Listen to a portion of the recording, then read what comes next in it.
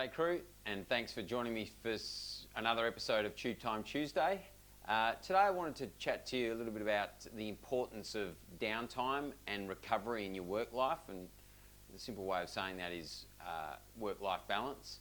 I see a lot of people in business owners that feel the need to work at 110% for 40, 50, 60 hours a week in, week out, just going through that grind, right?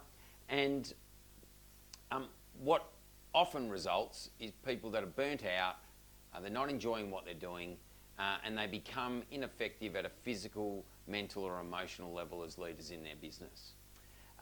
And if you think about it, when you get tired when you're exercising, you start to lose your form, and when you lose your form and you try and push through it, that's often when the injuries occur. Mentally, when we're fatigued, we either make really poor decisions, or as a result of that mental fatigue, we suffer stress and anxiety and longer-term mental health issues. And at an emotional level, when we're tired, we get cranky, and we're less tolerant, and we react to situations with a lack of emotional regulation, and that ultimately damages key relationships with staff, with clients, with suppliers, and then flows onto our home life with our partners and our kids. So I wanted you to take a leaf out of your favourite sports person's book. Like, have a think about a tennis player or a footy player or a basketballer, whatever the sport it may be. When you watch elite athletes, they are only performing at that peak level, that 90 or 100% intensity during game time. And game time typically represents no more than 10% of their week, if that.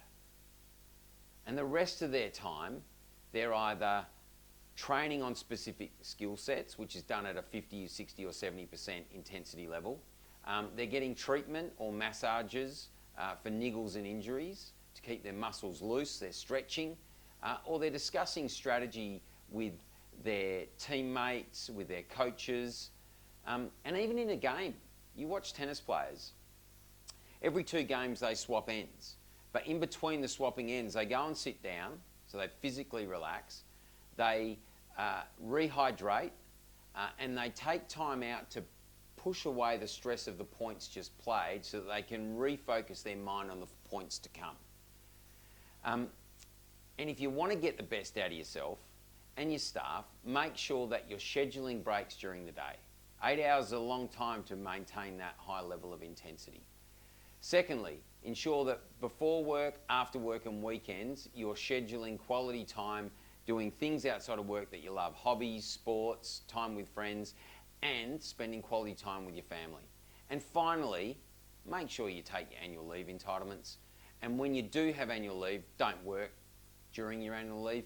Go and take time out, explore and experience new places, new people, new things, and reap the benefits of the holiday being the reward you get for working hard during the year.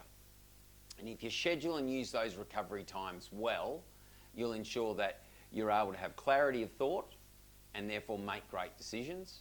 You'll bring positive energy to your leadership, and you'll be able to deal with stressful situations calmly and rationally. That's it for me today. Look forward to you tuning in next week for another episode of Tube Time Tuesday. Happy days. You. Sounds great.